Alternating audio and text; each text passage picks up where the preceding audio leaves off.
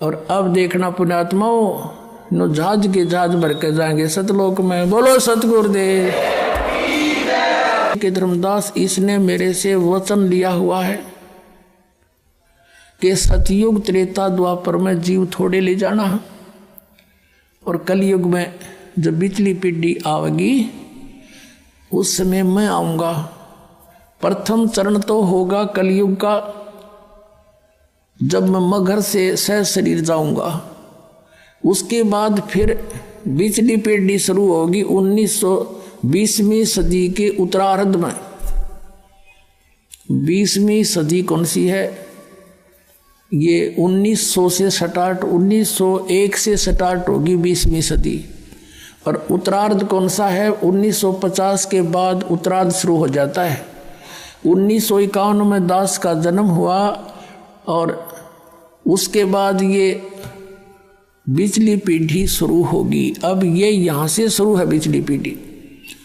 1947 में भारत आज़ाद हुआ, उससे पहले भारत में शिक्षा नाम नहीं था। 1947 के बाद जब दास 7-8 वर्ष का हुआ तो शिक्षा का सूर्य उदय हो रहा था। वो हमारे सतर की हमारी बहनें थी, उनको पढ़ाया नहीं जाता था। हमारी छोटी बहन थी जो सबसे लास्ट, उसको शिक्षा की फिर अलाउड हुआ धीरे धीरे, नहीं तो हम इतने शिक्षा के गुण से अपरिचित थे। तो फिर देखते ही देखते अब बाढ़ आ गई शिक्षा की, परमात्मा ने लानी थी। अब ये चैनल नहीं थे, पहले आप देख रहे हो सन 2000 तक कोई भी ये न्यूज़ चैनल एक्स्ट्रा नहीं थे और ना ही कोई ये आध्यात्मिक चैनल थे। ये परमात्मा ने दया बख्शी और स्वयं अपनी बुद्धि देकर अपने सतर से जीव से यूँ काम करवाया है ताकि मेरे बच्चे घर बैठे सत्संग सुना करेंगे। मोबाइल बनवा दिए हैं, पहले देख टेप था, बिजली चली जाते रहे, जा बैठे जाओ बैठा रहो, 1 घंटे में आओ, इतना और काम हो जा, वो असली समय बर्बाद हो जा जब समय था फुर्सत का। तो ऐसी दया बख्शी परमात्मा ने, जेब में डालो, कान में लगाओ और सुनते रहो और काम भी करते रहो, मंत्र जाप करते रहो। और ये शिक्षा ये परमाणु बम बनाने खातिर ना दी थी, ये नॉलेज इसलिए दिया था। ये तो अपने साथ खरीद ली इन्होंने परमाणु बम बना के, और क्या की खातिर? एक पृथ्वी के टुकड़े पर कट कट मर गई दुनिया, महाभारत हो गया, लाखों मर गई, या पृथ्वी यहीं रहेगी। यही एकड़ जमीन, ये किले जमीन आपको दिखाई देते हैं। अरबों खरबों व्यक्ति रजिस्ट्री करा करा लट्ठम लट्ठा होकर मर गए, यही नौके नो यहीं रह गए, वो चले गए कि तक कुत्ते गधे की योनी में। तो काहे के लिए मरे खप्पे यहाँ पर? तो अब प्रसंग आ गया कि जैसे सतयुग त्रेता द्वापर में ये वो प्राणी जन्म लेंगे जो ईब भक्ति से पार नहीं हो पाएंगे और कमाई इनकी खूब हो जाएगी किसी कारण से, और कुछ भी कारण बने उनका दुर्भाग्य उदय होगा, वो पार नहीं हो पाएंगे। लेकिन इतने दयालु है परमात्मा, अब फिर इतनी भक्ति करा दी इनकी, 3-4 युग तक ये खा पी लेंगे मर लेंगे, ये दुखी ना होंगे। अरे दुखी होंगे ये कलयुग में आके, इन फिर संभालूंगा, पार ना हो तो फिर अब अनमटी फेर है।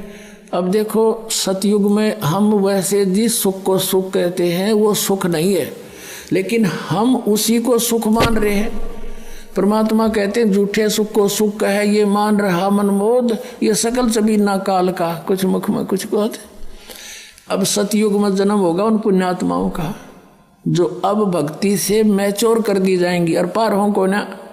तो पहले ऊपर धक्के खाएंगे, कोई असंख्य युग में उसको पृथ्वी पर पटकेगा, कोई हजारों युगों में ऊपर घुमाता रहेगा, इसको कति चूस के सारे पुण्य बर्बाद करवा के फिर पृथ्वी पर पटक देगा।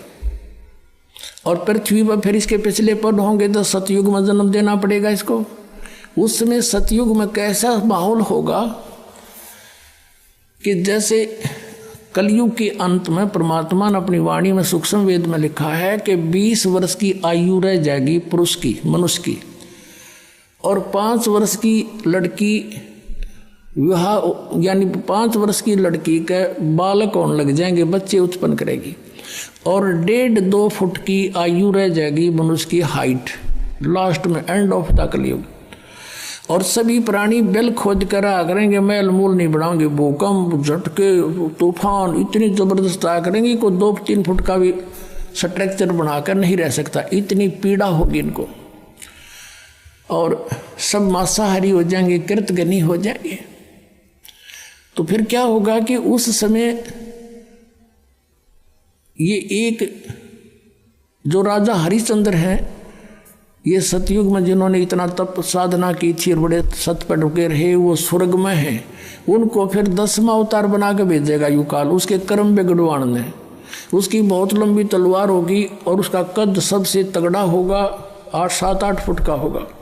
और फिर सबको वो काटेगा जैसे परशुराम नक्षत्री काटे थे, क्योंकि वो तो ये मानने को नहीं, यहाँ का इलाज लास्ट में यही है इसके पास। सबको कत्लेआम करेगा, खत्म कर देगा। उस समय थोड़ी बहुत भी आस्था जिसकी मालिक में होगी उसने छोड़ देगा, जरा सी भी कोई थोड़ा सा भी डरने वाला। फिर क्या होगा कि इतनी जबरदस्त वर्षा होगी पूरी पृथ्वी पर, जल ही जल हो जाएगा। और वो प्राणी ऊंचे स्थानों पर जाकर रहने लग जाएंगे, पहाड़ों पर। और जैसे परमात्मा लिखा है कि 3 हाथ अंश खींच लेत कलयुग धरती का, और उगए कोई ना बीज हाल के जो पृथ्वी का। लास्ट के कलयुग के अंत में 3.5 हाथ का अर्थ है 3.5 फुट तक नीचे तक उपजाऊ अंश खत्म हो जाएगा पृथ्वी का। अब आप देख रहे हो खाद पर खाद ठोकने लग रहे, फिर इसमें होगा क्या, कुछ दिनों में समाप्त हो जाएगा ये। लेकिन अब फिर मालिक कुछ दया बख्शेगा आपके ऊपर। अब यूँ हजारों वर्षों तक सतयुग जैसा माहौल होगा और समय पर वर्षा होया करेगी और थोड़े में गुजारा होगा। अब हम पृथ्वी ने न्यू पाड़न लग रहे हैं, कोठी बनावांगे, बंगले बनावांगे, न्यू करांगे, कार खरीदांगे, 1 किलो 20 खाद डाल दें, फिर हम खाने जोगे पैदा करेंगे दाने, घड़ी बकवाद नहीं बहावेगी, या फिर स्थिति ठीक होगी, बाग बगीचे लगेंगे, सुंदर माहौल बनेगा। देख लेना यहाँ पर फिर ऐसा ही बनेगा। कलयुग के अंत में वो फिर ये उपजाऊ तो है को नहीं और वर्षा हुआ नहीं, क्योंकि प्रदूषण बढ़ जाएगा। तो उसमें बूंद इसी पड़ा करेंगी जैसे ओस गिरती है, बस, इससे अधिक नहीं। फिर होगा क्या, तो फिर क्या होगा, ये वर्षा जब होगी पानी हो जाएगा, जल पूरी पृथ्वी पर हजारों वर्षों तक खड़ा रहेगा। फिर वो धीरे धीरे सूखेगा और वो जमीन में सोख होगा। जमीन के अंदर का जो जहर है, जो अनउपजाऊ कर दिया जिसने, वो सारा ऊपर होगा बाहर, वो ऊपर आकर वाष्प हो जाएगा। फिर क्या होगा कि जंगल वन उत्पन्न होंगे, झाड़ जंखाड़ वन, बड़े बड़े सुंदर पेड़, फलदार वृक्ष, बेल, और धरती फिर से उपजाऊ बनेगी। वो फिर सड़ेंगे, वहाँ इसके खाद का काम करेंगे। और जब फिर ये सतयुग के प्राणी उत्पन्न होंगे, जब वातावरण में बहुत शुद्धता होगी, और वृक्षों के अंदर एक विशेष गुण है, वो कार्बन डाइऑक्साइड को ग्रहण कर लेते हैं, ऑक्सीजन छोड़ देते हैं, तो पूरे ऑक्सीजन बढ़ जाएगा। बड़े बड़े वृक्ष होंगे। अब माता पिता छोटे छोटे होंगे, बच्चे बड़े बड़े तगड़े होंगे। अब इसके उल्टा शुरू हो रहा है, माता पिता तगड़े तगड़े, बेटा बेटी इतनी होने लग गई। अब रिवर्स काम चल रहा है। तो ऐसे फिर सतयुग शुरू होगा। उस सतयुग में ये आत्मा जो ईब यहाँ रह जाएंगी इस भक्ति प्राइम टाइम में, तो वह फिर जन्म लेंगी। अब उनकी पिछली भक्ति से वो जहाँ लगाओगे समाधि भी लगेगी। अब उस अपने हथियार ने कितना प्रयोग कर लो, वही सफल होंगे। अब जैसे चाकू है, चाकू का उद्देश्य क्या होता है, सब्जी छोल ले, प्याज छोल ले, नींबू काटे, प्याज काटे, अपना काम ले, और उसने किसी का घसो दे, काम तो उड़े भी करेगा, फिर वो तो पाप इकट्ठा कर लिया। तो ऐसे उनकी सबकी अब अंदर जो है, जब ध्यान मग्न होंगे, क्योंकि उनको विधि ये बताई जाएगी, मेडिटेशन करो, 1-1 लाख की उम्र हो जाएगी वर्ष की, सुंदर आहार फलदार वृक्ष खाओ पियो मौज करो। ये जो गेहूँ चने ऐसे ये अपने आप पके अपने आप उगेंगे वहाँ पर, उन्हें तोड़ के लाने और मसल के खाने। ये होता सतयुग में। फिर कोई काम नहीं करना और इतने स्वस्थ शरीर होंगे, कोई बीमारी रोग नहीं होता। और वहाँ के जब भगवानों के बदले इसने छोड़ के दूसरा भगवान कोई ना सुनाने का, मैं समाधि लाता हूँ, मेरी समाधि वहाँ तक जाती है। तो सतयुग त्रेता द्वापर तक इन्हीं अब के बिछड़े हुए बागियों के पुण्य फिर थोड़े बहुत चलते रहेंगे। ये सुने को ना भगवान की बात, और उसके कुछ पूर्व संस्कार से उनको लाभ होता रहेगा। वो सोचेंगे जो साधना मैं कर रहा हूँ इसी से मुझे पुण्य हो रहा है, लाभ हो रहा है। और कलयुग में धर्मदास ये कति खाली हो लेंगे, बैटरी डाउन हो जाएगी इनकी। नरे पाप इकट्ठे होंगे, शास्त्र विधि साधना करेंगे। शास्त्र विधि अब देख लो, जब शास्त्र विधि के अनुसार एक भी किसी मजहब पंथ में भक्ति हो। नानक साहब जी सतनाम का जाप करते थे, पूरे सिख समाज को उसका पता नहीं, तो वो कैसे मोक्ष प्राप्त होगा उनको। ऐसे ही पूरे हिंदू समाज में इस मंत्र से जाप होना एक को भी नहीं पता, कोई एंड बैंड नाम देते हैं। ऐसे मुसलमान समाज में, ऐसे ईसाई समाज में देख लो। तो ये सब शास्त्र विधि त्याग का मनमानी पूजा करने से अब इनकी पुण्य कमाई तो बनी नहीं, आध्यात्मिक कमाई बनी नहीं, अन्य सिद्धि शादी आ गई वो यहीं बर्बाद कर दी। तो अब इनका कुछ भी क्रिया काम नहीं करेगी, सब दुखी हो लेंगे। और जो साधना ये करते ये तो काम की थी ये कोई ना, पिछले प्रारब्ध दिन के अच्छे हैं नहीं, तो सब पर कैर टूटेंगे, बट नेचुरल है। और जब ये दुखी होंगे तो भगवान की खोज में कोई संत के पास जाएंगे, कोई किसी पंथ के पास जाएंगे, कोई मंदिर में जाएंगे, कोई मस्जिद में जाएंगे। फिर वहाँ मैं अपने बच्चों को मिलूँगा किसी भी तरीके से, और फिर उनको सतमार्ग बताऊँगा और मैं उपदेश दूँगा। वो लेते ठीक होने लग जाएंगे और वो फिर मुझे पहचान लेंगे। और नकलियों गुरुओं की किताबें बन चुकी होंगी, जब मेरा संत जाएगा वो उनकी पोल पाड़ के और सबको सार्वजनिक कर देगा, और मेरे बच्चे मुझे पहचान लेंगे और सतनाम जाप करके सार नाम लेकर मेरे पास न्यू आवेंगे। तब कलयुग तक इसको छुपा के रखना। इसलिए परमात्मा ने सतयुग त्रेता द्वापर में जानबूझकर फ्री छोड़ दिया था, खा लेने दे धक्के न और अब देखना पुण्यात्माओं, नो जहाज के जहाज भर के जाएंगे सतलोक में। बोलो सतगुरुदेव।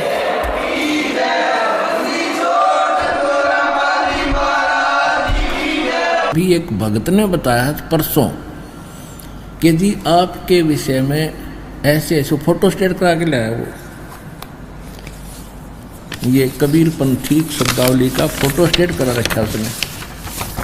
और ये कबीर पंथी शब्दावली हमारे पास रखी थी, इसमें दिखाते आपको।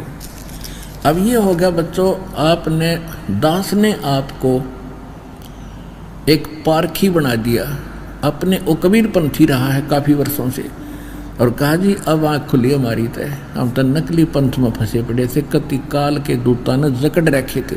अब इन प्रमाणों को देखकर आँख खुली हमारी, और वो दिखाते हैं आपको, देखिएगा। ये है कबीर पंथी शब्दावली, और इसका वही संशोधक है जो कबीर सागर का संशोधक है। कबीर आश्रमार्थी वैद्य भारत पथिक स्वामी श्री युगलानंद बिहारी निर्मित। मुद्रक प्रकाशक खेमरा श्री कृष्णदास, अध्यक्ष श्री वेंकटेश्वर प्रेस, खेमरा श्री कृष्णदास मार्ग, मुंबई। अब देखिएगा इसके 698 पृष्ठ पे कबीर पंथी शब्दावली के यहाँ से स्टार्ट होता है। 44 नंबर शब्द है, 44 नंबर शब्द। गुरु लाए मुक्ति के पान प्रीतम आए हो, पान परवाना देत जीवन को, वे पावें सुख धाम जिनको परमात्मा सही वो अपना सच्चा नाम देगा, उनको सुख धाम सतलोक प्राप्त होगा। 14 लोक पर ज्योत निरंजन, 3 देव प्रधान, और तीर्थ व्रत और 4 वेद में, इनमें जगत भुलान। और 7 सूरत के ऊपर कई 100 पुरुष, पुराण पुरुष माने आदि पुरुष है। और सही छाप गुरु हंस वहाँ से लाए, सही छाप असली मंत्र गुरु यानी परमात्मा जी स्वयं वहाँ से लाए। समर्थ के फरमान, तो समर्थ का फरमान लेकर आए। सतयुग त्रेता द्वापर कहिए त्रेता मुनिंदर, सतयुग में सत्सुकृत कहिए त्रेता मुनिंदर नाम, द्वापर में करुणानिधि स्वामी, और कलयुग कबीर निधान।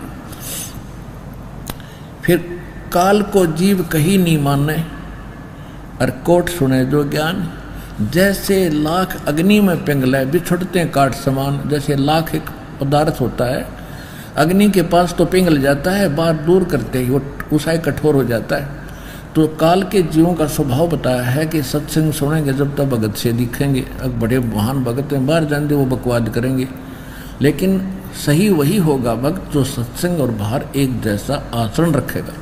तो क्या कहते हैं, जैसे 1,00,000 अग्नि में पिंगलाए और बिछरुत काट समान करड़ी हो जा, जो कर्ता से जे कर्ता से सब जग उपजो, जिस कर्ता से सारा संसार उत्पन्न हुआ, भूले ठोर ठिकान उसको भूल के, और जुगन जुगन के बिछड़े हंसा फिर भेंटे पुरुष पुराण। अब युगन युगन के बिछड़े हुए भक्तात्मा उस भगवान से को मिलेंगे। कैसे मिलेंगे? कहते हैं भेंटे पुरुष पुराण 13 पीढ़ी ज्ञान राजधानी। वो 13 पीढ़ी, जो 13वीं पीढ़ी है वो है ज्ञान का गढ़, ज्ञान राजधानी। दोनों दीव ले पान, दोनों दीन ले पान। दोनों दीन माने हिंदू और मुसलमान दोनों दीक्षा लेंगे उस 13वीं पीढ़ी वाले तय। राजा रंग सकल फिर आवे, राजा और रंग सभी नाम लेंगे और छोड़ें कुल अभिमान, और 5500 बीते जब चल है पंथ निशाने। होय होय होय।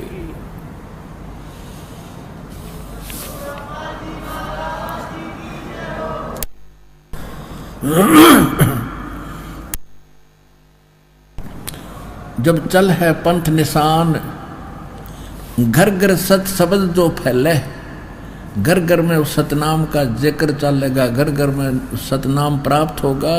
और सतयुग बरते आन, सतयुग जैसा माहौल हो जाएगा इस सूर्य संसार में। सतयुग बरते आन, और साहेब कबीर आए निज घर सो फगुआ दीनो नाम। जो इस 13वीं पीढ़ी ने चलावेगा परमात्मा कबीर ही समझ लेना। निर्गुण भक्ति रूप कलयुग में वेद मरव नहीं जान।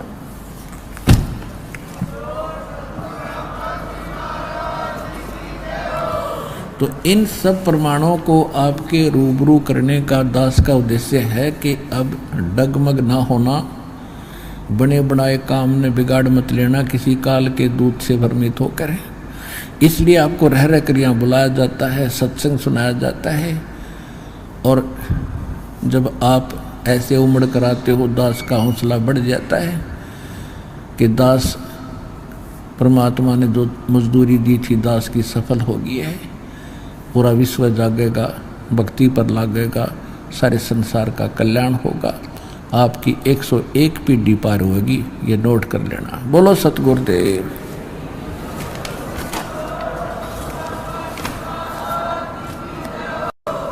अगर आप ये वीडियो YouTube पर देख रहे हैं तो हमारे चैनल को सब्सक्राइब करें और बेल आइकन को दबाना ना भूलें। अगर आप Facebook पर ये वीडियो देख रहे हैं तो हमारे पेज को लाइक करें।